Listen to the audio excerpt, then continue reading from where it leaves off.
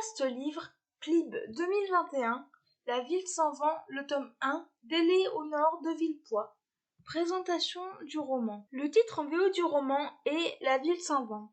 Il a été publié en France en 2020 aux éditions Hachette. Il fait 448 pages.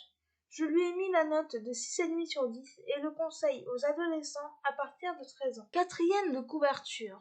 À 19 ans, Lastianax termine sa formation de mage et s'attend à devoir gravir un à un les échelons du pouvoir quand le mystérieux meurtre de son mentor le propulse au plus haut niveau d'Hyperborée. Son chemin, semé d'embûches politiques, va croiser celui d'Arca, une jeune guerrière à peine arrivée en ville et dotée d'un certain talent pour se sortir de situations périlleuses. Ça tombe bien, elle a tendance à les déclencher. Lui recherche l'assassin de son maître, elle, le père qu'elle n'a jamais connu.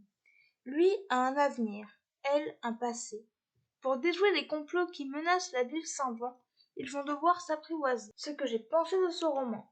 Tout d'abord, j'ai lu ce livre dans le cadre du Plib 2021, qui fait partie des 5 finalistes. C'était une bonne lecture. Lastianax est un jeune mage de 19 ans qui, au début du récit, s'apprête à présenter son invention et à devenir mage de la ville. Son mentor va mourir dans d'étranges circonstances, et le jeune homme va mener sa petite enquête. Comment cela va-t-il se terminer? Les personnages sont assez classiques mais attachants. Lastianax est un jeune mage qui vient des quartiers malfamés de la ville.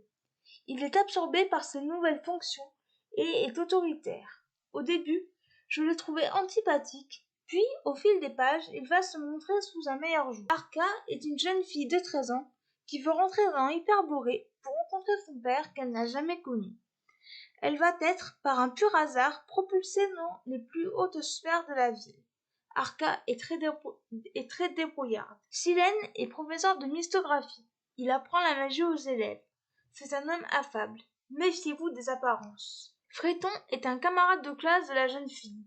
C'est le fils de l'intendant de la ville. Il est arrogant et détestable. Mézance, le père de Fréton, est vil. Il est prêt à tout pour arriver à ses fins. Le Basilos est le monarque d'Hyperborée. Il a 162 ans et immortel. L'est-il vraiment? Les autres protagonistes ont leurs spécificités et servent à l'intrigue. L'intrigue est assez commune pour un livre de fantasy et possède des petites longueurs. L'univers mis en place est plaisant à découvrir. Le roman est découpé en plusieurs parties. Il est polyphonique, c'est-à-dire que nous suivons un certain nombre de personnages. Ici, il y en a peut-être un peu trop. La fin donne très envie de découvrir la suite et fin de cette histoire, car il s'agit d'un diptyque. En bref, une bonne lecture malgré quelques petits bémols. Extrait du livre. La vie est si fantasque qu'on s'étonne parfois de la voir se conformer, malgré les hasards et les incertitudes, à un plan décidé des années auparavant. Les points forts de ce roman, les personnages, l'univers et la fin. Les points faibles de ce roman, l'intrigue un peu commune et des longueurs. Voilà, c'en est tout pour ce podcast, j'espère qu'il vous aura plu. N'hésitez pas à me donner votre avis et vos commentaires sur YouTube, à vous abonner à la chaîne, et je vous retrouve très bientôt pour un nouveau podcast. Ciao!